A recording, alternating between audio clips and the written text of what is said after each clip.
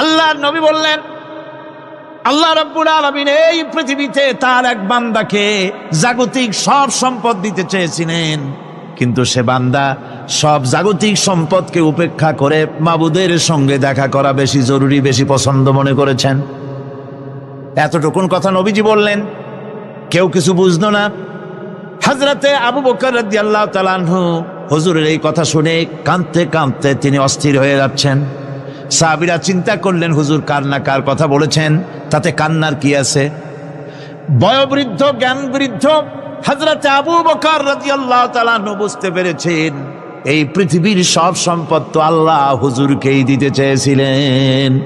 তিনি সমস্ত সম্পদকে উপেক্ষা করে তার মাবুদের সঙ্গে দেখা করার জন্য প্রস্তুতি নিয়েছেন। তার মানে হলো আল্লাহ নবীর বিদায় হয়ে যাবেন, আমরা নবী থেকে এতিম হয়ে যাব।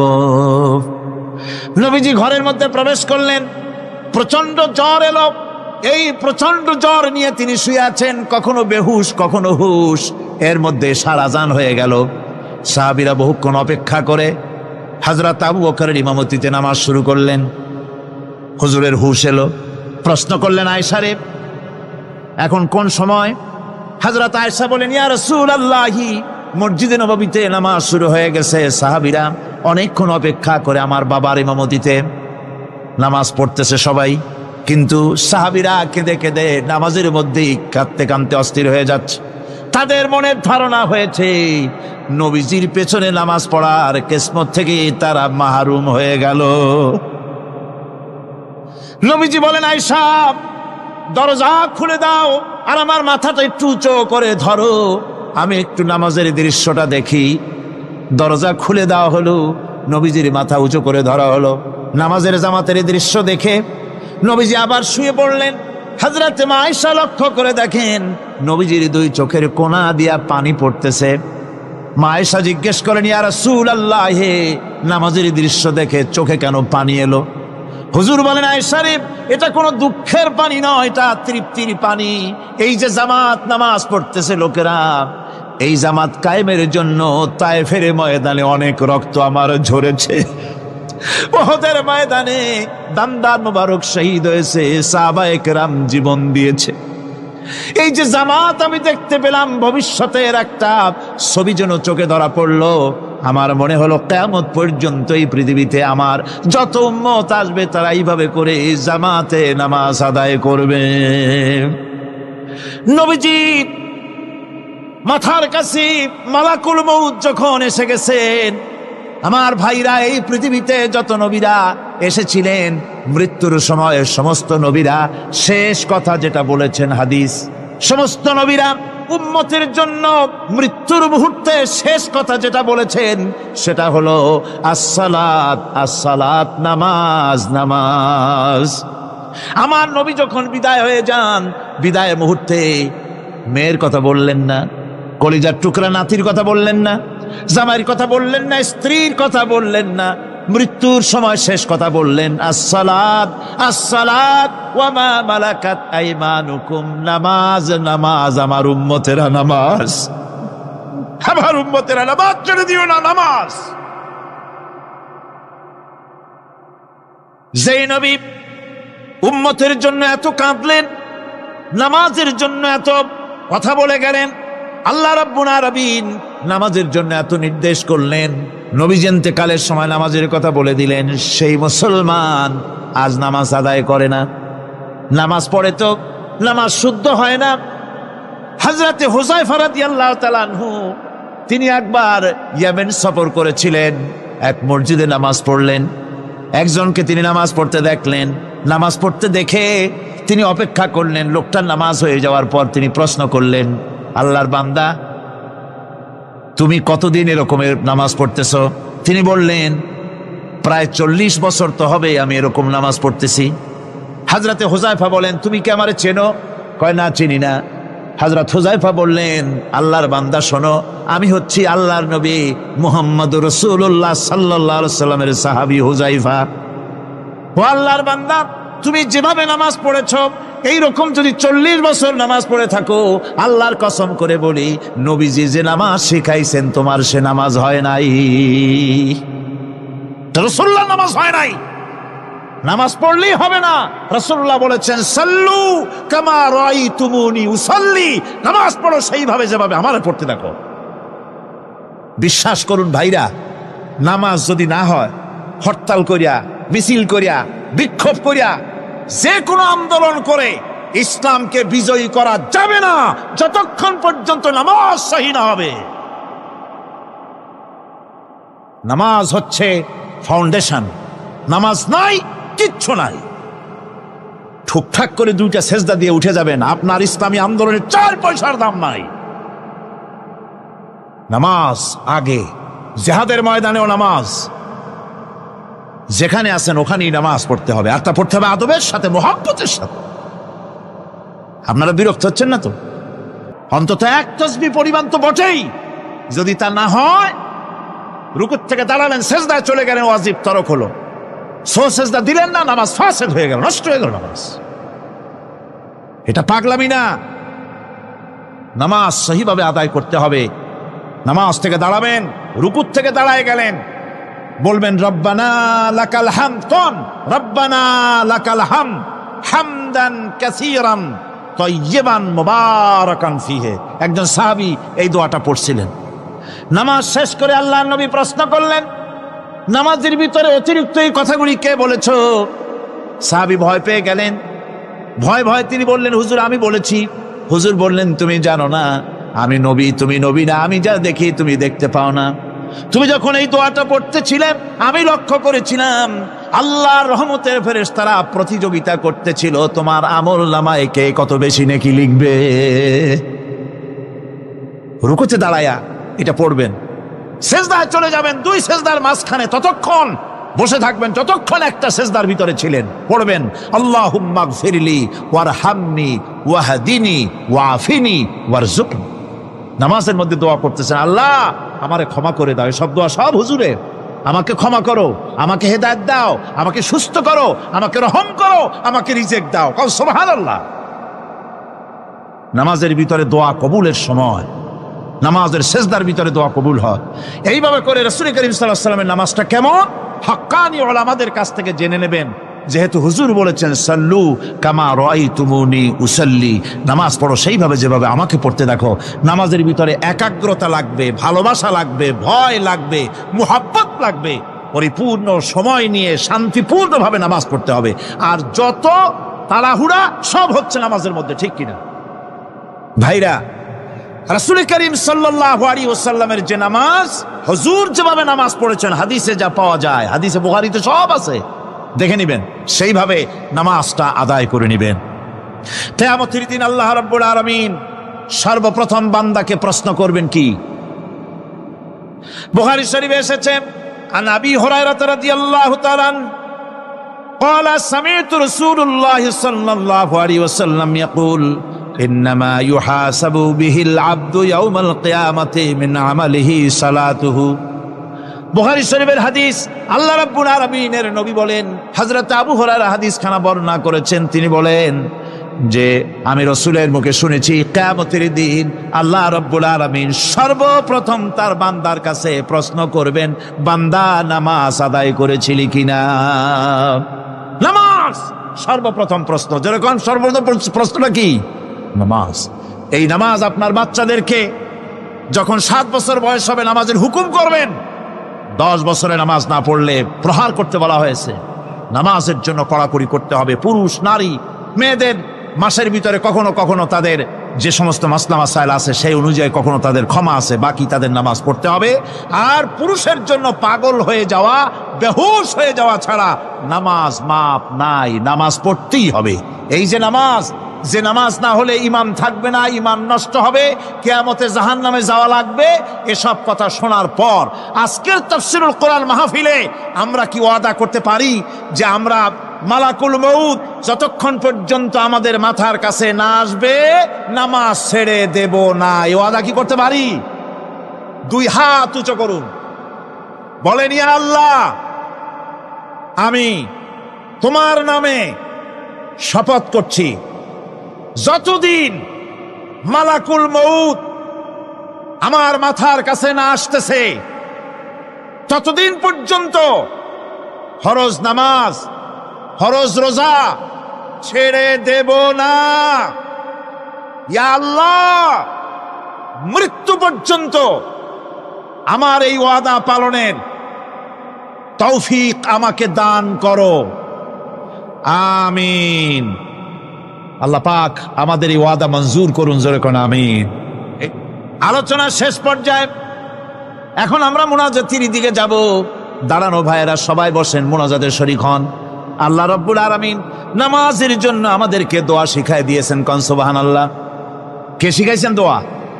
আল্লাহ পাক দোয়া শিখালেন, রব্বি জাআলনি মুকিমাস সালাতি ওয়া মিন যুররিয়াতি রব্বানা ওয়া তাকাব্বাল দুআ। আয় আল্লাহ, আমারে, আমার বিবি বাল বাচ্চারে নামাজের উপরে প্রতিষ্ঠিত করো। আল্লাহ, তুমি দয়া করে দোয়া কবুল করো, জোরে কোন আমিন। এ দোয়া আপনারাও করবেন, আমিন, আল্লাহুম্মা আমিন। রব্বানা যালামনা আনফুসানা ওয়া ইন লাম তাগফির লানা ওয়া তারহামনা লানাকুনান্না মিনাল খাসিরিন। রব্বানা লা তুযিগ কুলুবানা বা'দা ইয হাদাইতানা ওয়া হাব লানা মিন লাদুনকা রাহমাতান ইন্নাকা আনতাল ওয়াহ্হাব। আয় আল্লাহ তাআলা, বিশাল এই জনসমুদ্র, লক্ষ লক্ষ জনতা তোমার দরবারে বিনতি ভরা কণ্ঠ নিয়ে তোমার দরবারে আরজ করতেছি। আমরা যে আলোচনা করলাম, দরুদ ও সালাম পড়লাম, মেহেরবানি করে রাসূল করিম সাল্লাল্লাহু আলাইহি সাল্লামের রূহ মুবারকে হাদিয়া পৌঁছায়া দাও। আয় আল্লাহ তাআলা, तमाम পৃথিবীর মাটির নিচে যত মুমিন মুমিনাত শুয়ে আছেন তাদেরকে ক্ষমা করে দাও। আমাদের মা বাপ যাদের দুনিয়া থেকে বিদায় হয়ে গেছে, আল্লাহ কবরগুলিকে জান্নাতের টুকরা বানাইয়া দাও। রব্বির হামহুমা কামা রব্বায়ানি সগীরা। আয় আল্লাহ তাআলা, সমগ্র বিশ্বে যত মুসলমান আছে সব মুসলমানদের গুনাহ মাফ করে দাও। সমস্ত মুসলমানদের বিপদ মুসিবত দূর করে দাও। রব্বুল আলামিন, এই মাহফিলে আমরা যারা এসেছি গুনাহ করে তো জীবনটারে শেষ করে ফেলাইছি। রব্বুল আলামিন, জীবনের সব গুনাহ মাফ করে দাও। রব্বানা তাকাব্বাল মিন্না ইন্নাকা আনতাস সামিউল আলিম ওয়া তুব আলাইনা ইন্নাকা আনতাত তাওয়াবুর রহিম। সুবহান রাব্বিকা রাব্বিল ইজ্জাতি আম্মা ইয়াসিফুন ওয়া সালামুন আলাল মুরসালিন আলহামদুলিল্লাহি রাব্বিল আলামিন। ওয়াজআল আখিরা কালিমাতিনা ইনদাল মাউত লা ইলাহা ইল্লাল্লাহু মুহাম্মাদুর রাসূলুল্লাহ। সালাতের অর্থ হচ্ছে নিকটবর্তী হওয়া, মুখ ঘুরানো, মুতাওয়াজ্জা হওয়া। ওই যে হযরত ইব্রাহিম আলাইহিস সালাম বলেছিলেন, ইন্নী ওয়াজ্জাহতু ওয়াজহিয়া লিল্লাযী ফাতারাস সামাওয়াতি ওয়াল আরদ। জানেন আপনারা? পড়েন, ইন্নী ওয়াজ্জাহতু ওয়াজহিয়া লিল্লাযী ফাতারাস সামাওয়াতি ওয়াল আরদা হানিফা ওয়া মা আনা মিনাল মুশরিকিন। নিশ্চয় আমার মুখ ঘুরায় দিলাম। কার দিকে? যিনি আকাশ এবং জমিনের স্রষ্টা, সব কিছুর মালিক যিনি, তার দিকে আমি মুতাওয়াজ্জা হলাম। নামাজের অর্থই হচ্ছে মুতাওয়াজ্জা হওয়া, মুখ ঘুরিয়ে দেওয়া, চেহারা ঘুরিয়ে দেওয়া। আর নামাজের আরেক অর্থ হচ্ছে নিকটবর্তী থেকে আরো নিকটবর্তী হওয়া। আল্লাহ রাব্বুল আলামিন বলেন, নিকটবর্তী হতে হলে ওয়াসজুদ ওয়াকতারিব, সেজদা দাও আর সেজদার মাধ্যমে আমার নিকটবর্তী হয়ে যাও। সেজদা দিলেই আল্লাহর নিকটবর্তী হওয়া যায়। কোন সুবহানাল্লাহ। সাহাবী, আল্লাহ নবীর সাহাবী প্রশ্ন করেছেন, নবীজি, বান্দা কখন আল্লাহর নিকটবর্তী হয়ে যায়? নবীজি বলেছেন, বান্দা যখন সেজদা দেয় তখন আল্লাহর বান্দার মাঝে কোনো হিজাব থাকে না, একদম আল্লাহ পাকের নিকটবর্তী হয়ে যায় বান্দা যখন সেজদায় পড়ে যায়। সুতরাং নামাজ হচ্ছে নিকটবর্তী হওয়া, সালাত এটা হচ্ছে নিকটবর্তী হওয়া। নামাজ ফরজ হওয়ার কারণ হচ্ছে এই যে মানুষ আল্লাহর বান্দা বা গোলাম হিসেবে সৃষ্টি হয়েছে, তাই একমুখী হয়ে রবের বন্দিগি করা এটা হচ্ছে তার স্বাভাবিক একটা প্রকৃতি।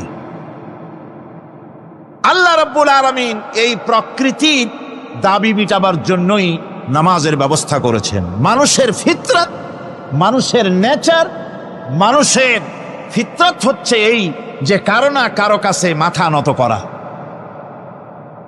হাত জোড় করা, মাথা নত করা, সার্বভৌমত্বের মালিক কাউকে মনে করা। হাত জোড় করতে হলে, মাথা নত করতে হলে, সার্বভৌমত্বের মালিক হিসেবে কাউকে গ্রহণ করতে হলে আল্লাহর বিকল্প কেউ আছে নাকি? ইসলামের মূল দাওয়াতটা হলো ফিতরাত অনুযায়ী দাওয়াত দেওয়া হয়েছে, মানুষ যেন মাথা নত করে, গোলামি করে। এজন্য আল্লাহ রাব্বুল আলামিন বলেছেন যে আমি মানুষ এবং জিনকে সৃষ্টি করেছি, তার কারণটাই হলো মা খালাকতুল জিন্না ওয়াল ইনসা ইল্লা লিয়াবুদুন। মানুষ আর জিন জাতিকে সৃষ্টি করা হয়েছে ইবাদতের জন্য, গোলামির জন্য। ইবাদত আর গোলামি এটাই করতে হবে, গোলামি করতে হবে, দাসত্ব করতে হবে। আর এই দাসত্ব, আল্লাহর আনুগত্যই গোলামির দাওয়াত দিয়েছেন দুনিয়ার সব নবীরা। কোন নবী বলেন নাই যে আমার গোলামি করো। কেউ বলেছেন? বলেন জোরে, কেউ বলেছেন? আল্লাহ পাক বলেন ওয়ালাকাদ বা'আসনা ফি কুল্লি উম্মাতির রাসূলা আন ইবুদুল্লাহা ওয়াজতানিবুত তাগুত। প্রত্যেক জাতির জন্য আমি রাসূল প্রেরণ করেছি, তারা মানুষকে দাওয়াত দিয়েছেন এই কথা বলে যে এক আল্লাহর গোলামি করো, তিনি ছাড়া কোনো ইলাহ নাই, আইনদাতা নাই, বিধানদাতা নাই, তার গোলামি, তার সামনে মাথা নত করে দাও। নামাজ হচ্ছে তাওহীদের অবশ্যম্ভাবী এক বহির্প্রকাশ। তাওহীদের জন্য তাওহীদবাদী মানুষ যারা, তাদেরকে নামাজ আদায় করতেই হবে। আকীদা বিশ্বাসের দিক থেকে তাওহীদ যদি হয় পুরা দ্বীনের মূল উৎস, তাহলে আমলের দিক থেকে নামাজ হচ্ছে পুরা দ্বীনের মূল ভিত্তি। নামাজ হচ্ছে আমলের মূল ভিত্তি, এর বাস্তবায়ন ছাড়া দ্বীন পূর্ণ হয় না। নামাজ মুমিনের কেবলমাত্র একটি উত্তম আমলই নয়, বরং নামাজ হচ্ছে ইমানের মূল ভিত্তি। যার কাছে নামাজ নাই তার কাছে কিছুই নেই।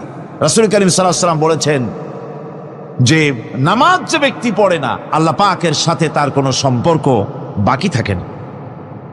সুতরাং এই নামাজটা হচ্ছে এই যে একমাত্র একাগ্র চিত্তে আদবের সাথে আল্লাহর সামনে রুজু হয়ে যাওয়া। কোরআনে কারীম বলছে মুনিবিনা ইলাইহি ওয়াত্তাকুহু ওয়া আকিমুস সালাতা ওয়া লা তাকুনু মিনাল মুশরিকিন। তোমরা আল্লাহর দিকে রুজু হয়ে যাও এবং তাকে ভয় করে অন্যায় কাজ থেকে বিরত থাকো, আর নামাজ কায়েম করো, মুশরিকদের অন্তর্ভুক্ত হয়ে যেও না।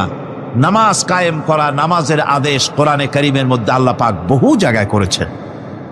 ঈমানের পর নামাজই হচ্ছে সবচেয়ে বড় জরুরি। একজন মানুষ ঈমান আনলো, যেমন কালকে একজন ঈমান এনেছে, ঈমান আনার সাথে সাথে তার প্রথম কাজ কি বলুন? বলেন প্রথম কাজ কি? ফজরের নামাজের আগে একজন ইসলাম কবুল করলেন, তার প্রথম দায়িত্ব নামাজকে আদায় করে দেওয়া, ফজরের নামাজ পড়া। জোহরের আগেই কেউ ঈমান আনলো, তার প্রথম দায়িত্ব জোহরের নামাজ আদায় করা। আসরের নামাজের আগে ঈমান এনেছে, তার প্রথম দায়িত্ব হলো আসরের নামাজ আদায় করা। তার মানে হলো ঈমান আনার পর একজন ঈমানদারের প্রথম দায়িত্ব হচ্ছে নামাজ। গুরুত্বপূর্ণ বিষয়, খুব ভালো করে শুনতে হবে, ইয়াদ রাখতে হবে প্রত্যেকটি মুসলমানের। এই নামাজ কি জিনিস, কেমনে আদায় করতে হবে, আদায় না করলে কি হবে, গুরুত্বপূর্ণ এই কথাগুলি প্রত্যেকের স্মরণ রাখতে হবে।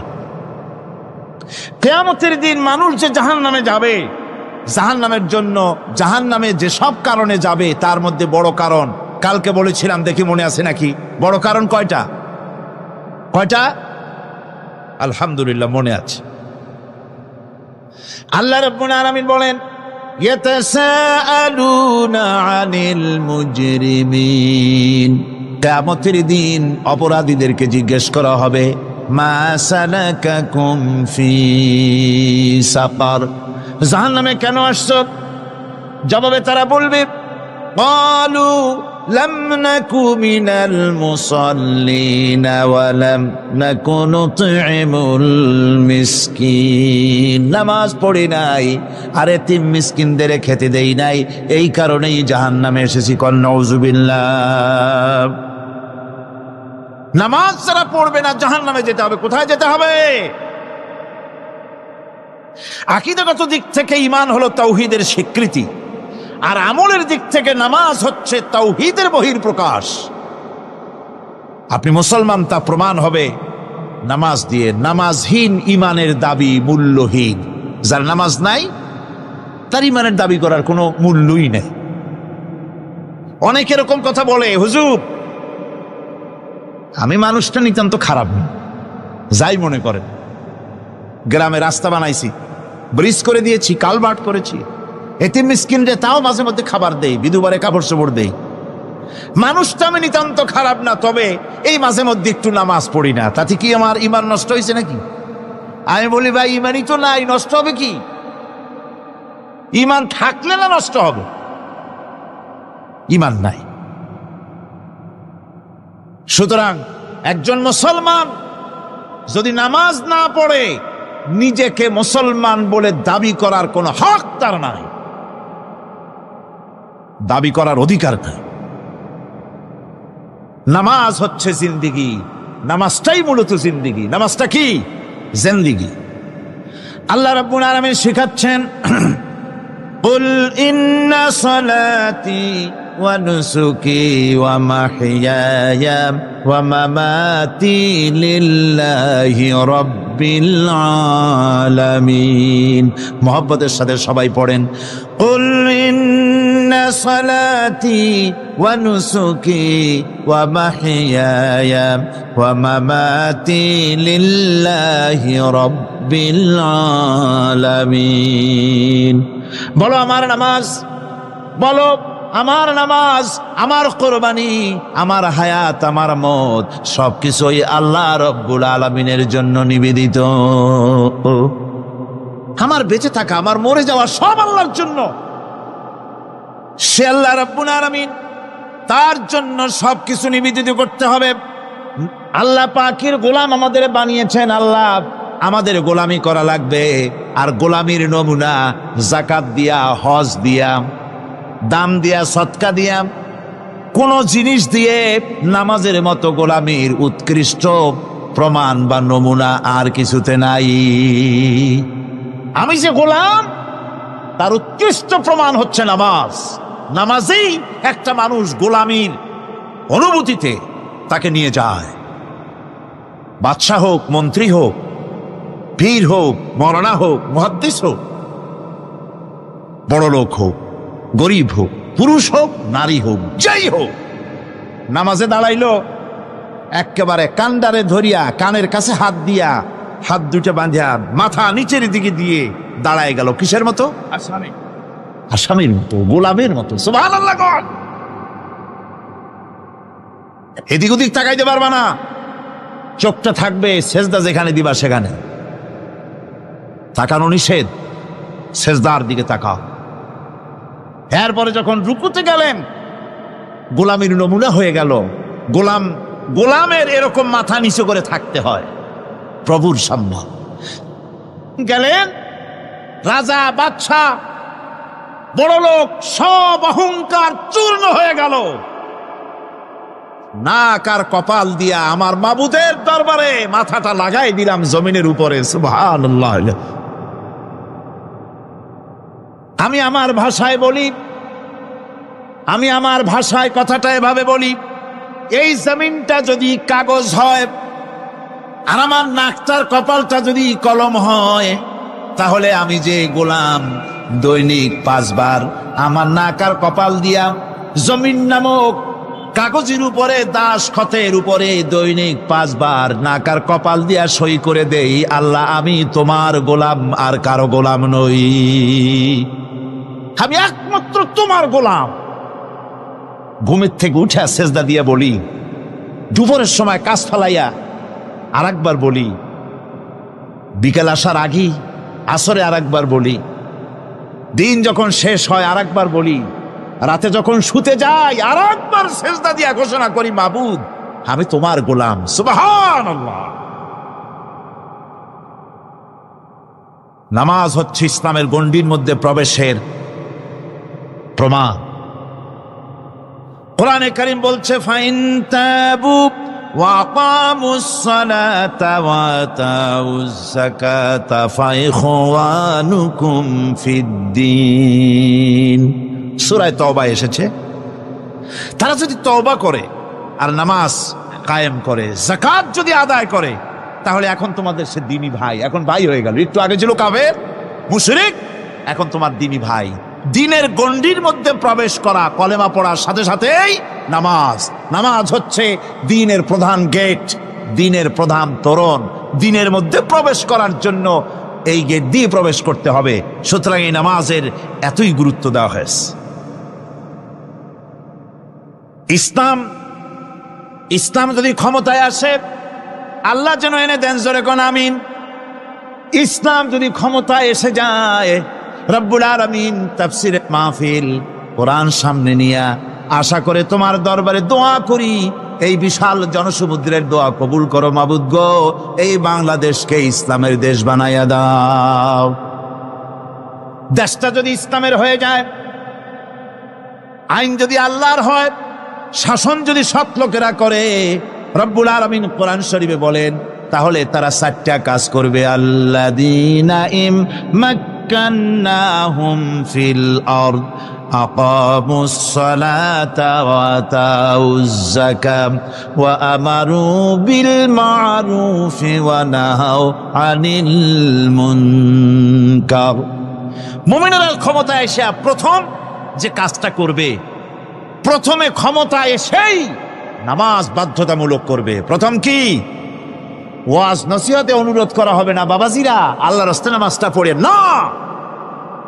রেডিও এবং টেলিভিশনের মাধ্যমে রাষ্ট্রপ্রধান অর্ডার করে দিবেন, আজ থেকে বাংলাদেশের 12 কোটি তাওহীদি জনতা, নারী পুরুষ যারা আকেল বালিগ, সকলের জন্য নামাজ বাধ্যতামূলক, নামাজ পড়তেই হবে। এটা অর্ডার।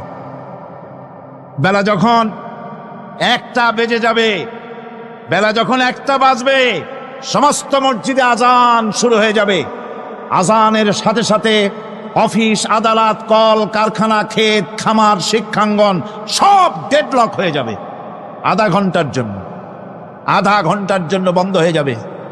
যারা মুসলমান অফিসে, কলেজে, ইউনিভার্সিটিতে, সর্বত্র তারা নামাজের জন্য প্রস্তুতি নেবেন। আধা ঘন্টার ভিতরে নামাজ আর খানা সেরে আবার কলেজ চলবে, বিশ্ববিদ্যালয় চলবে, কল চলবে, কারখানা চলবে, ক্যান্টনমেন্ট চলবে, সেক্রেটারিয়েট চলবে, সব আপন গতিতে চলতে থাকবে। আল্লাহর রহমত, বরকত আকাশ থেকে নাজিল হয়ে যাবে। আর এই অর্ডার যে দেওয়া হবে, নামাজ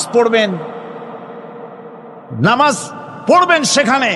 থানায় যখন আজান হবে, থানায় আজান হয়ে গেছে, থানার স্টাফ, পুলিশ যারা আছে জামাতে খাড়া হয়ে যাবে, ইমামতি করবেন ওসি সাহেব। এসপির অফিসে এসপি সাহেব ইমামতি করবেন, ডিসি সাহেব তার অফিসে ইমামতি করবেন, মন্ত্রী সেক্রেটারিয়েট ইমামতি করবেন, প্রেসিডেন্ট বঙ্গভবন ইমামতি করবেন, বিশ্ববিদ্যালয়ের ভাইস চ্যান্সেলরের ইমামতিতে সে জায়গার মুসলমান ছাত্র ছাত্রী, শিক্ষক শিক্ষয়িত্রী এক জামাতে নামাজ আদায় করবে। এই যদি হয় চিত্র দেশের, অপরাধ থাকবে। থানায় ওসি সাহেব নিজেই যদি জামাতের ইমামতি করেন, এইভাবে নামাজ আদায় করেন পুলিশদের নিয়ে জামাতে, ঘুষ আর খাবে তারা? এসপি সাহেবের অফিসে, ডিসি সাহেবের অফিসে মন্ত্রীরা যদি এভাবে নামাজ কায়েম করে, তাহলে কি অন্যায় অপরাধ কিছু থাকবে সমাজে? থাকবে না। সুতরাং নামাজ বাধ্যতামূলক করে দেওয়া হবে। নামাজ বাধ্যতামূলক, সকলকে নামাজ পড়তে হবে। নামাজ হচ্ছে অপকর্মের প্রতিবন্ধক। নামাজ পড়লে অন্যায় কাজ থেকে বাঁচার পর, অন্যায় থেকে বাঁচায় কিসে? নামাজ। আল্লাহ রাব্বুল আলামিন বলেন, উতলু মা উহিয়া ইলাইকা মিনাল কিতাবি ওয়া কিমিস সালাম ইন্নাস সালাতা তানহা আনিল ফাহশাই ওয়াল মুনকার। হে নবী, এই কিতাব তেলাওয়াত করো, যা তোমার প্রতি অবতীর্ণ করা হয়েছে। এই কিতাব তেলাওয়াত করো আর নামাজকে প্রতিষ্ঠা করো। নিঃসন্দেহে নামাজ মানুষকে পাপাচার থেকে বাঁচাইয়া দেয়। অশ্লীলতা, পাপাচার থেকে মানুষকে বাঁচায় কে? জোরে চিল্লায় কোন কে? নামাজ। এই নামাজ মানুষকে অন্যায় কাজ থেকে বাঁচায় দেয়। নামাজ যে মানুষকে অন্যায় কাজ থেকে বাঁচায়, কেমনে বাঁচায়? আমরা যে নামাজ পড়ি, এই নামাজে তো আমাদেরকে অন্যায় কাজ থেকে বাঁচাইতে পারে না। নামাজি বহুত মানুষ আছে অন্যায় করে, করে কিনা কন? না করে না? করে। নামাজি অথচ অন্যায় করে। আর আল্লাহ বলছেন নামাজিকে, নামাজ তাকে অশ্লীলতা থেকে ফিরায়। তাহলে কথা কারটা ঠিক? আল্লাহটা। জোরে বলেন, কারটা ঠিক? অবশ্যই আমার আল্লাহর কথা হক। আমি ভুল করতেছি, আমি যেন কোথাও ভুল করতেছি, সামথিং ইজ রং, কোথাও যেন আমরা ভুল করে বসতেছি। সেই ভুলটা কি আমরা আবিষ্কার করতে চেষ্টা করবো ইনশাআল্লাহ। প্রথম যে কথাটা সেটা হচ্ছে যে আমরা যা নামাজে পড়ি আমরা তা বুঝি না। কথা ঠিক কিনা? আমি যদি এখন প্রশ্ন করি সামি আল্লাহু লিমান হামিদা অর্থ কি কন, ফার্স্ট ডিভিশনে কয়েকটা লেটার নিয়ে ফেল করবেন এরকম লোক আছেন না নাই? সুবহান রাব্বিয়াল আলা অর্থ কি জানি না। সুবহান রাব্বিয়াল আযীমের অর্থ কি জানি না। দোয়া কুনুত অর্থ কি জানি না। তাশাহুদ অর্থ কি জানি না। সূরা ফাতিহার অর্থ কি জানি না। এমন কি উযুর মধ্যে কয়টা ফরজ তা অনেকের জানা নাই। কথা কি বেশি বললাম না ঠিক বলছি? একজনের জিজ্ঞেস করলো, মিয়া উযুতে কয় ফরজ? ভাই হুজুর কি মনে করেন যে বুঝি জানি না? এটা তো সাধারণ ব্যাপার, বলেন না কয় ফরজ? উযুতে তো 17 ফরজ। কি কি কয়? হাত ধোয়া, পাও ধোয়া, মুখ ধোয়া, নাক ধোয়া, চোখ ধোয়া, জিহ্বা ধোয়া, মাথা ধোয়া। বলতে বলতে গুনে দেখা গেল প্রায় 19টার মতো বলছে। বলা হলো, মিয়া বললেন আপনি উযুতে ফরজ 17টা, কইলেন আপনি 19টা। কয় হুজুর জানি আরো, বলি না আপনাদের ভয়তে।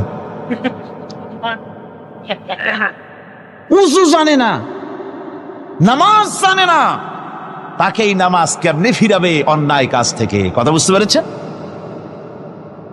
নামাজে আল্লাহু আকবার বললাম, এরপরে সানা পড়লাম, তারপরে সূরা ফাতিহা পড়লাম।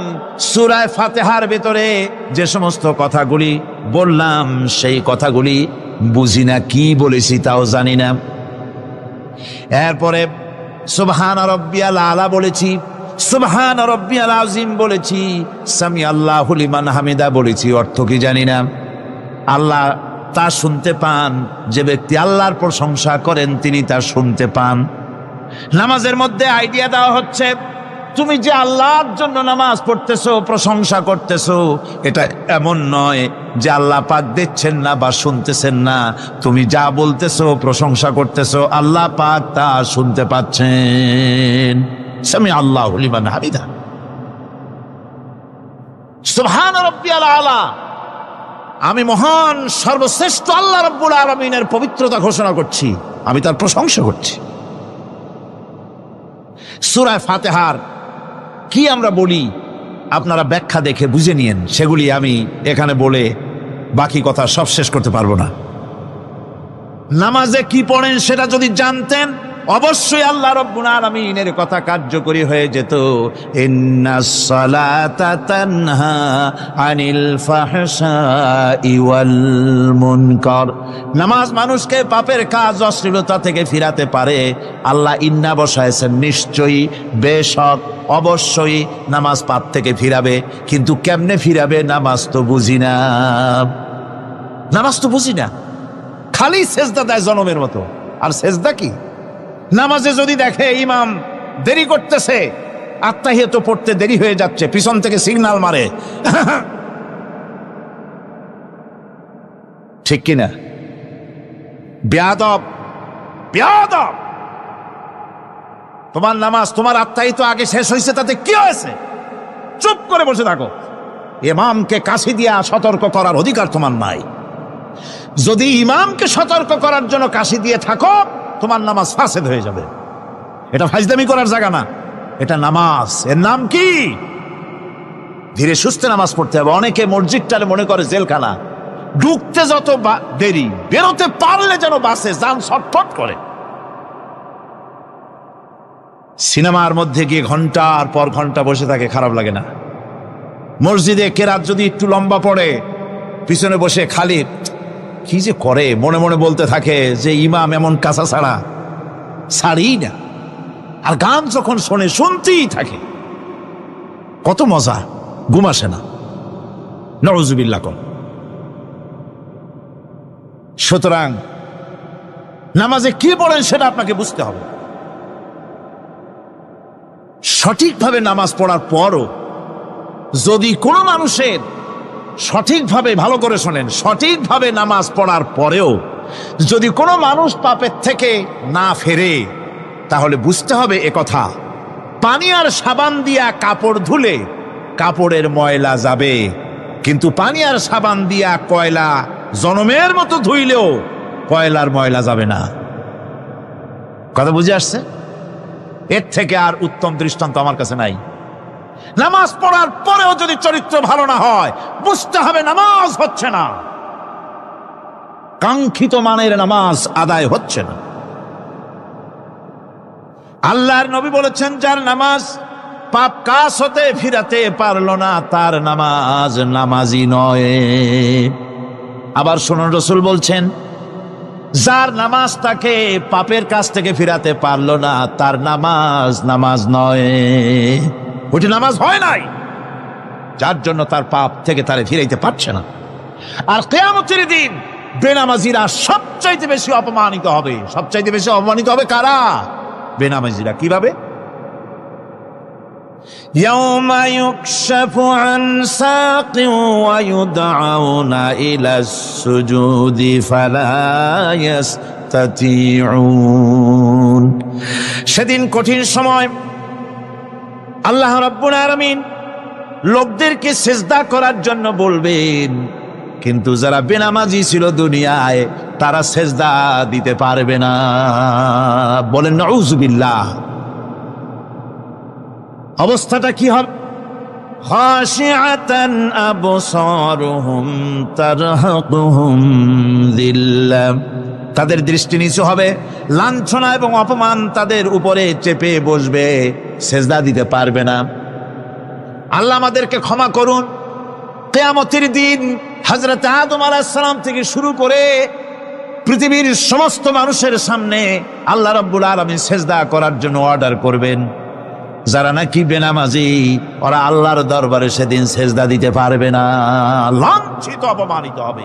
যারা কন নাউযুবিল্লাহ। নামাজ, মুমিনের নামাজ একরকম, মুনাফিকের নামাজ হলো আর এক রকম। মুনাফিকরাও নামাজ পড়ে, পড়ে কিনা কন? মুনাফিকেরাও নামাজ পড়ে। মুনাফিকেরা যখন নামাজ পড়তে যায়, আল্লাহ রাব্বুল আলামিন বলতেছেন, ওয়া ইযা কামু ইলাস সালাতি কামু কুসালা। মুনাফিকেরা যখন নামাজ পড়তে দাঁড়ায়, নামাজে আসে ঠিক তারা, কিন্তু নামাজের জন্য দাঁড়ায় খুব শৈথিল্য ভারে, শৈথিল্য ভাবে দাঁড়ায়, কাহিলি, সুস্তি, এ জায়গা চুলকায়, পায়জামা ধরে টান দেয়, টুপিটা ঘুরে আয়, এদিক ওদিক তাকায়। মুনাফিকের নামাজ দেখলেই ঠিক পাওয়া যায় যে বেটা মুনাফিক।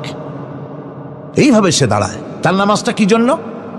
ইউরাউনান নাসা ওয়া লা ইয়াযকুরুনাল্লাহা ইল্লা কালিলা। তাদের নামাজ হচ্ছে মানুষকে দেখাবার নামাজ। নাউযুবিল্লাহ। এখন দেখবেন এই মৌসুম আসছে, নামাজের মৌসুম, বেনামাজিদের নামাজের মৌসুম। জনসভা হচ্ছে, নির্বাচন আসতেছে, নামাজে রক্ত হয়ে গেছে, তাড়াতাড়ি আজান হয়ে গেল। টুপি না থাকলে রুমাল একটা মাথায় দিল, উজু আছে কি না আছে, আল্লাহু আকবার, যা আছে কপালে হয়ে যাক। মানুষকে দেখাবার জন্য এরা নামাজ পড়ে। এরা আল্লাহর শরণার্থে নামাজ খুব কম লোকই পড়ে। এরা হচ্ছে মুনাফিক। দুনিয়া এবং আখিরাতে কল্যাণের জন্য একমাত্র মাধ্যম হচ্ছে নামাজ। দুনিয়াও যদি কল্যাণ চাই, আখিরাতেও যদি কল্যাণ চাই, তাহলে এর জন্য কি করতে হবে? কি করতে হবে? আমার কথা নয়, আল্লাহ রাব্বুল আলামিনের কথা শুনুন।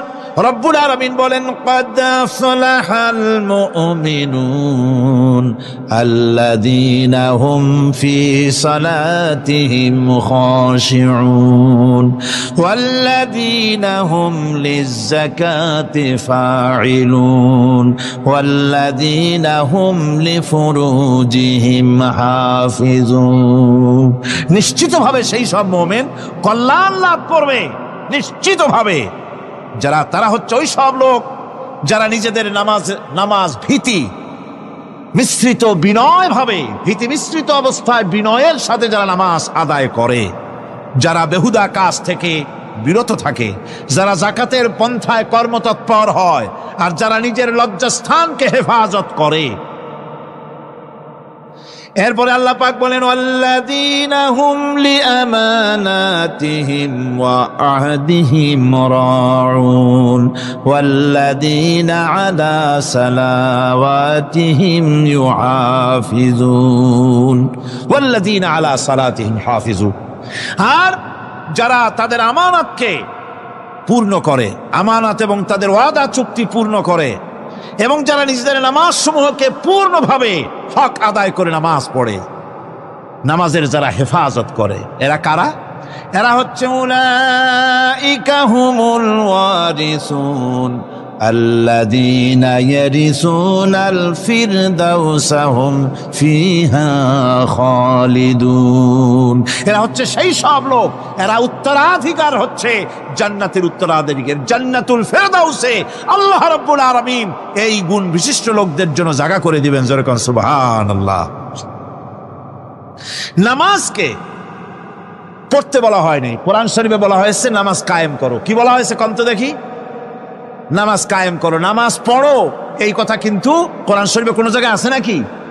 এখন কায়েম করা কারে বলে? একটা গুরুত্বপূর্ণ আরেকটি বিষয়, নামাজ কায়েম করতে বলা হয়েছে। কায়েম কি? কায়েমটা হচ্ছে দৃষ্টান্ত স্বরূপ বলা যায় যে জিনিসটা সমাজে প্রতিষ্ঠিত আছে ওইটারে বলে কায়েম হওয়া, আর যেটা প্রতিষ্ঠিত নাই ওটা কায়েম নাই। কায়েম মানেই হলো প্রতিষ্ঠিত থাকা। যেমন আমাদের দেশে, আমাদের সমাজে নারী পুরুষ শিশু বৃদ্ধ সকলেই কাপড় পরা, শাড়ি পরা, লুঙ্গি পরা, এই কাপড় পরাটা কায়েম আছে, প্রতিষ্ঠিত আছে না নাই? যার কারণে কাপড় পরা সমাজে কায়েম আছে বলে উলঙ্গ মানুষ সমাজে খুঁজে পাওয়া যায় না, পাগল ছাড়া। ঠিক কিনা? একটা বাচ্চাকেও যদি উলঙ্গ হতে বলেন এখানে, 5 বছর 6 বছর একটা বাচ্চাকেও, সে কিন্তু রাজি হবে না। ঠিক কিনা? যেহেতু কাপড় পরা সমাজে প্রতিষ্ঠিত আছে সেহেতু উলঙ্গ মানুষ পাওয়া যায় না, কাপড় পরাটাই এখানে প্রতিষ্ঠিত। সুতরাং এখন অবস্থাটা এই হয়েছে, কাপড় পরা প্রতিষ্ঠিত আছে বলে কোন উলঙ্গ মানুষ এসে যদি এই মঞ্চে দাঁড়ায় আর বলে আমাকে একটু বক্তৃতা করতে দেন, আপনারা কি করবেন? মঞ্চে তো উঠতেই দিবেন না। উলঙ্গ মানুষ যদি কোনো চাকরি নিতে যায় ইন্টারভিউতে, তাকে লাইনে দাঁড়াইতে দেবে? দেবে না। এমনকি উলঙ্গ হয়ে যদি বাড়িতে প্রবেশ করে তার বউ দূর দূর করে তাড়ায় দেবে। ঠিক কিনা? যেহেতু সমাজের ভিতরে কাপড় প্রতিষ্ঠিত আছে সেই জন্য এই উলঙ্গ মানুষ পাওয়া যায় না। অনুরূপভাবে নামাজ যদি প্রতিষ্ঠিত হতো সমাজের ভিতরে, তাহলে বেনামাজি খুঁজে পাওয়া যেত না। চাকরি করতে গেলে সেখানে নামাজ মানদণ্ড হয়ে যেত, নামাজ পড়ে কিনা তা দেখে নেওয়া হতো। বেনামাজি লোক পাওয়াই যেত না যদি প্রতিষ্ঠিত থাকতো। প্রথম প্রশ্নই হতো তুমি নামাজ পড়ো কিনা। ইলেকশনে যদি একজন উলঙ্গ মানুষ এসে দাঁড়ায়, ভাইরা এবার আমার বোতল মার্কা বাক্স, উলঙ্গ মানুষ এসে ভোটে দাঁড়াইছে, আপনারা ভোট দিবেন? দিবেন।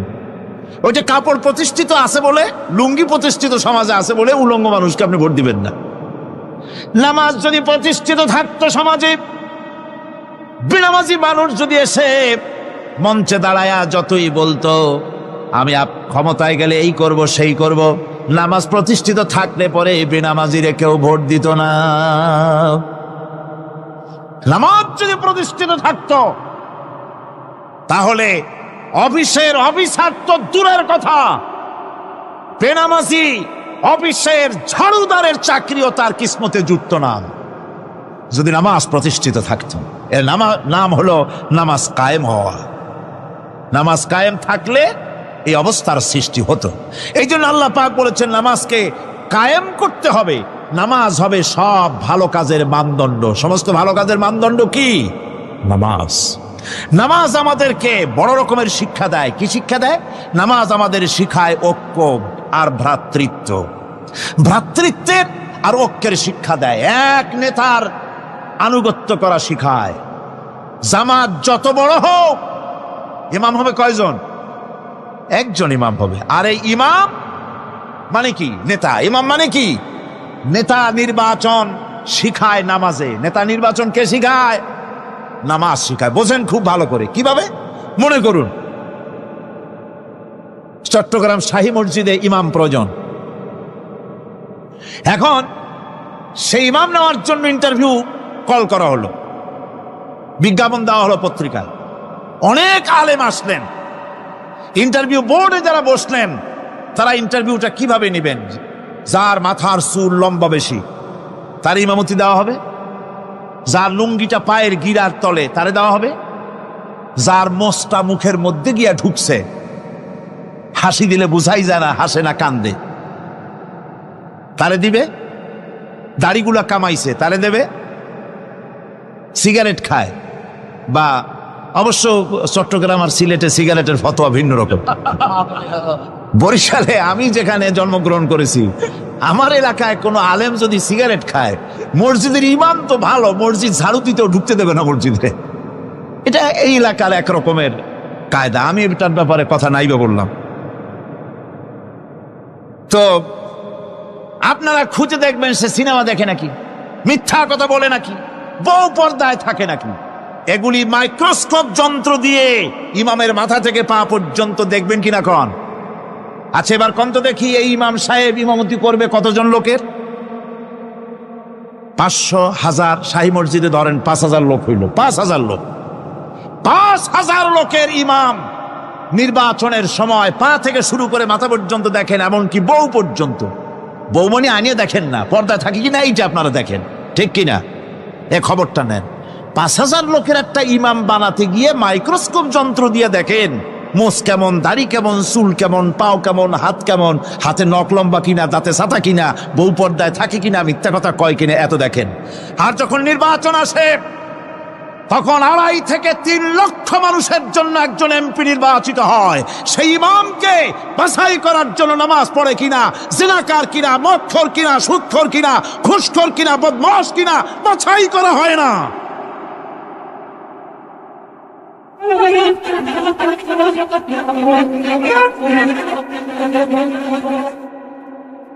নামাজ আমাদেরকে এটা শিখায় ইমাম কেমনে বানাইতে হবে। কন সুবহানাল্লাহ। নামাজ ঐক্য শিখায়, নামাজ ভ্রাতৃত্ব শিখায়, নামাজ পারস্পরিক মহব্বত শিখায়, নামাজ নেতা কেমন হওয়া উচিত, নেতা নির্বাচন শিখায়। আবার নেতা ভুল করলে তার ভুল বলা যাবে না, এরকম হতে পারবে না। নামাজের ভিতরে ইমাম যদি ভুল করলেন, আপনি লোকমা দিবেন, সুবহানাল্লাহ, আল্লাহু আকবার বলবেন। যদি তিনি সংশোধন না হলেন আবার দেন, তাতেও সংশোধন হলো না আবার দেন। 3 বার লোকমা দেওয়ার পর যদি ভুল সংশোধন না করে নামাজ ছেড়ে দেন, ইমামকে বের করে দেন, নতুন ইমাম নিয়োগ করেন। যারা ক্ষমতায় যাবে, আপনি রাষ্ট্রের ইমাম যারে বানাবেন, সেই রাষ্ট্রীয় ইমাম যদি জনগণের ইচ্ছার বিরুদ্ধে যদি চলে, 1 বার লোকমান দেন, 2 বার লোকমান দেন, 3 বার দেন, তারপরেও যদি না নামে, ঘর ধরে নামে না। নামাজ আপনাকে নেতা নির্বাচন, নেতাকে প্রতিষ্ঠিত রাখা, নেতার আনুগত্য আপনাকে শেখায়। নামাজ লাইন সোজা করে দাঁড়াতে হবে। লাইন যদি বাঁকা করেন আপনার কলজেটা ওরকম বাঁকা হয়ে যাবে। নাউযুবিল্লাহ। নামাজের কাতারে যার কারণে নামাজের কাতার বাঁকা হবে, পুরা কাতারের জন্য আল্লাহর কাছে ওই লোকটা দায়ী হয়ে যাবে।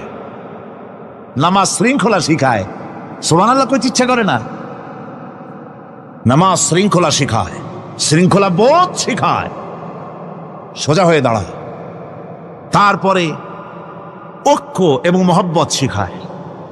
নামাজের ভিতরে যখন দাঁড়ায় গেলেন, আমির দাঁড়ালো, ফকির দাঁড়ালো, মন্ত্রী দাঁড়ালো, তার ড্রাইভারও দাঁড়ায় গেল, একই কাতারে দাঁড়ায় গেছে। নামাজ পড়তে গিয়ে ড্রাইভারের পাও গিয়ে লেগেছে মন্ত্রীর গায়ে। নামাজ শেষ হওয়ার পর মন্ত্রীর বাবার ক্ষমতা নাই এ কথা বলার যে বেটা ড্রাইভার সলিমদ্দি, তোর পাও লেগেছে আমার পায়ে, তোর চাকরি শুদ্ধা দোজকে পাঠায় দেব। পারবে বলতে? পারবে না। মিয়া মন্ত্রী সাহেব, এটা তোমার সেক্রেটারিয়েট না, এটা আল্লাহর ঘর। এটা কার ঘর? এক হি সব মে খড়ে হো গে মাহমুদ ও আয়াজ, এক হি সব মে খড়ে হো গে महमूद ও আয়াজ, না কোই বান্দা রহা না কোই বান্দা নওয়াজ। একই কাতারে দাঁড়িয়ে গেছে সম্রাট মাহমুদ আর চাকর আয়াজ। এখন সম্রাট মাহমুদও নাই, চাকর আয়াজও নাই, সম্রাট আর চাকর দুজনই আল্লাহ পাকের গোলাম হয়ে গিয়েছে। তুমি মসজিদে এসেছো, তুমি আল্লাহর গোলাম। কার গোলাম? আল্লাহ পাকের গোলাম। এই জিনিস শিখায় নামাজ। নামাজ শিখায় মানুষকে পাঞ্চুয়ালিটি, নিয়মানুবর্তিতা, সময়ের জ্ঞান শিখায় নামাজ। নামাজ মানুষে কি শিখায়? আল্লাহ রাব্বুল আলামিন বলছেন, ইন্নাস সালাতা কানাত আলাল মুমিনিনা কিতাবাম মাওকুতা। নিঃসন্দেহে নামাজ মোমেনদের নিয়মানুবর্তিতার সাথে ফরজ করা হয়েছে, তাদের উপরে নিয়মানুবর্তিতার উপরেই, সময়ের উপরে নামাজকে ফরজ করা হয়েছে। আপনার আন্দাজ মতো আপনি পড়তে পারবেন না, সময় মতো পড়তে হবে, আউয়াল ওয়াক্তে পড়তে হবে। আমার দেশের মসজিদগুলিতে ফজরের নামাজ পড়া হয় এমন সময় পূর্ব দিক ফর্সা হয়ে যায়। ইমাম সাহেব যদি ভুল করেন, নামাজ যদি দোহরাতে যান তাহলে সূর্য উদয় হয়ে যাবে, এমন অবস্থা। নামাজ এত দেরিতে পড়া হয়। প্রত্যেক ওয়াক্তের নামাজ আউয়াল ওয়াক্তে পড়ার জন্য রাসূল সাল্লাল্লাহু আলাইহি ওয়াসাল্লাম তাগিদ করেছেন। সময়ের দিকে লক্ষ্য রাখতে বলা হয়েছে। যেই জাতির, লক্ষ্য করুন, যে জাতির দৈনিক 5 বার টাইমলি, অক্ত মতো, সময় মতো নামাজ আদায় করতে হয়, দুর্ভাগ্যজনক সত্য, সেই জাতির কাছে সময়ের কোনো দাম নাই। সময়ের দাম নাই। 9টার গাড়ি কয়টায় আসবে? 9টার গাড়ি কয়টায় আসবে? একদিন দেখা গেল সত্যি 9টার সময় এসে গেছে। যাত্রীরা বলছে মাশাআল্লাহ, অন্তত একটা দিন তো 9টার সময় আসলো। স্টেশন মাস্টার বলছে না, খুশি হওয়ার কারণ নাই, আজকের না, এটা গতকালকেরটা। আমার আমেরিকার সফরের সময়, যে বাড়িতে আমি আমেরিকায় থাকি, কুইন্স এলাকায়, নিউ ইয়র্ক সিটিতে, সে বাড়িওয়ালা চাকরি করে। সে আমাকে বলল 10টি বছর আমি একটা ট্রেনে যাতায়াত করি। সে বলছে রাত 3:45 ট্রেনটা আসে, ওই ট্রেনে চড়ে সে তার কর্মস্থলে যায়। বলল 10টা বছর আমি এখানে আছি, 10 বছরের ভিতরে এই ট্রেনটা 1 মিনিটের জন্য এদিক ওদিক করলো না, ঠিক 3:45 এসে হাজির হয়ে গেছে। ঝড় হোক, বৃষ্টি হোক, স্নো পড়ুক, বরফ পড়ুক, টাইমলি চলতেছে। দুনিয়ায় ভিন্ন জাতিরা যে উন্নতি করে তার পেছনে সময়ের জ্ঞান তাদের অনেক বেশি আমাদের থেকে। কথা ঠিক কিনা? আমাদের সময়ের জ্ঞান নাই, সময়ের কোনো মূল্য আমরা দেই না। 2টার সময় মিটিং হবে, মন্ত্রী সাহেব আসেন 5টার সময়, ঠিক কিনা? বক্তৃতার জন্য সময় দেওয়া হয়েছে 20 মিনিট, নাহমাদু ওয়া নুসাল্লি আলা কইয়া সুর দিয়া 35 মিনিট গেছে নাহমাদু কইতে কইতে। সময় 20 মিনিট, তার মনেই নেই। এই যে সময়ের জ্ঞান নাই, এটা ব্যর্থতা। নামাজ মানুষকে সময়ের জ্ঞান শিখায়। কোন আলহামদুলিল্লাহ। এই সময়ের জ্ঞান আমাদেরকে শিখতে হবে। এবার আমি আপনাদের সামনে বলতে চাই, আল্লাহর নবী জনাবে মুহাম্মদ রাসূলুল্লাহ সাল্লাল্লাহু আলাইহি ওয়াসাল্লাম নামাজের ব্যাপারে কি বলছেন? এতক্ষণ তো আল্লাহর কথা শোনালাম, কার কথা শোনাইছে? আমার আল্লাহর নবী বলেন, নবীকে প্রশ্ন করা হলো, ইয়া রাসূলুল্লাহ আইয়ু শাইইন আহাব্বু ইনদাল্লাহি ফিল ইসলাম, ইসলামের মধ্যে আল্লাহর কাছে কোন জিনিসটা বেশি প্রিয়? আল্লাহর কাছে ইসলামের কোন জিনিসটা বেশি প্রিয়? হুজুর বললেন, আসসালাতু লিওয়াক্তিহা, মান তারাকা সালাতান ফালা দীনা লাহু ওয়াসসালাতু ইমাদুদ্দিন। আল্লাহর কাছে সবচাইতে বেশি প্রিয় হচ্ছে নামাজ। সবচাইতে প্রিয় কি? নামাজ। ওয়াক্ত মতো নামাজ আদায় করা আল্লাহ পাকের বেশি প্রিয়। আর এই নামাজ হচ্ছে দ্বীনের খুঁটি। এটা দ্বীনের কি? খুঁটি। এই যে খুঁটিগুলো আছে, খুঁটিগুলো ফালাই দিলে তারপর আপনার এই প্যান্ডেল থাকবে? থাকবে না। বিল্ডিং এর পিলার ভেঙে দেন, বিল্ডিং টিকবে? ঘরের খুঁটিগুলি উড়ায় ফেলেন, ঘর টিকবে? টিকবে না। দ্বীনের খুঁটি হচ্ছে নামাজ। লা দীনা লিমান লা সালাতা লাহু, যার কাছে দ্বীন নাই, যার কাছে নামাজ নাই, তার কাছে কি নাই? দ্বীন নাই, ঈমান নাই। আল্লাহর নবী বলেছেন, ওয়ান জাবির রাদিয়াল্লাহু তাআলা আনহু قال قال رسول الله صلى الله عليه وسلم بين العبد وبين الكفر ترك الصلاة। আল্লাহ পাকের নবী বলেন, আল্লাহর বান্দার মুমিন, আল্লাহর বান্দার কাফের, দুইজনের মধ্যে পার্থক্য হলো যে ব্যক্তি নামাজ পড়ে সে আল্লাহর গোলাম, যে নামাজ পড়ে না সে কাফের হয়ে গেল। যে নামাজ পড়লো না সে কাফের হয়ে গেল। মান তারাকা সালাতান মুতাআম্মিদান ফাকাদ কাফারা, যে ব্যক্তি ইচ্ছে করে নামাজ ছেড়ে দিল সে কাফের হয়ে গেল। বলেন নাউযুবিল্লাহি মিন যালিক। এই জন্য নামাজ আদায় করা বাধ্যতামূলক প্রত্যেকটি মুসলমানের জন্য। রাসূল করিম সাল্লাল্লাহু আলাইহি সাল্লাম একটা দৃষ্টান্ত দিয়েছেন, কারো বাড়ির সামনে যদি একটা নাহার থাকে, একটা পুকুর থাকে, একটা খাল থাকে প্রবাহিত, এতে যদি ওই বাড়িওয়ালা দৈনিক 5 বার গোসল করে তাহলে তার গায়ে কি কোনো ময়লা থাকে? হুজুর, সাহাবীরা বললেন, না হুজুর, থাকে না। হুজুর বললেন, এটাই হলো নামাজের দৃষ্টান্ত। 5 ওয়াক্ত নামাজ যে আদায় করবে সে গুনাহ থেকে আল্লাহ পাক তাকে পবিত্র করে দিবেন। সুবহানাল্লাহি ওয়া বিহামদিহি। আমার ভাইয়েরা, নামাজ পড়লে পরে এক জুমা থেকে আর এক জুমা পর্যন্ত মানুষ যে সমস্ত গুনাহ করে, কবিরা গুনাহগুলি বাদে, শিরক আর কবিরা গুনাহগুলি বাদে যত গুনাহ আছে তার কাফারা হয়ে যায়। নামাজ যে সঠিকভাবে আদায় করবে, এই নামাজটা একটা কঠিন কাজ। নামাজটা কি কাজ? কে বলতেছেন কথা? আল্লাহ পাক। ওয়া ইন্নাহা লাকাবীরাতুন ইল্লা আলাল খাশিঈন। নামাজ একটা ভারী জিনিস, একটা কঠিন জিনিস। কাদের জন্য কঠিন নয়? যারা নাকি আল্লাহ পাককে ভয় করে। আল্লাযীনা ইয়াযুন্নুনা আন্নাহুম মুলাকু রাব্বিহিম ওয়া আন্নাহুম ইলাইহি রাজিউন। যারা নাকি একথা মনের ভিতরে ধারণা করে যে আল্লাহ রাব্বুল আলামিনের দরবারে আমার হাজির হওয়া লাগবে, মোলাকাত করা লাগবে, এই চিন্তা যারা করে তাদের জন্য নামাজ মোটেই কষ্টকর নয়, নামাজ মোটেই তাদের জন্য অসহনীয় নয়, বোঝা নয়, ভার নয়। তারা নামাজ আদায় ঠিকই করবে। এই জন্যে বিবি বাল বাচ্চা সকলকে নামাজের জন্য তাকিদ করতে হবে। যত ভাই এখানে এসেছেন নিজেরা পড়বেন, বিবি বাল বাচ্চাকে তাকিদ করবেন। আল্লাহ পাক বলছেন, ওয়ানজির আশীরাতাকাল আকরাবিন, তোমার নিকটবর্তী যারা আছে তাদেরকে তুমি আল্লাহর ভয় দেখাও।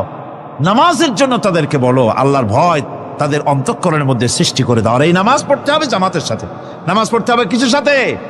জামাতের সাথে।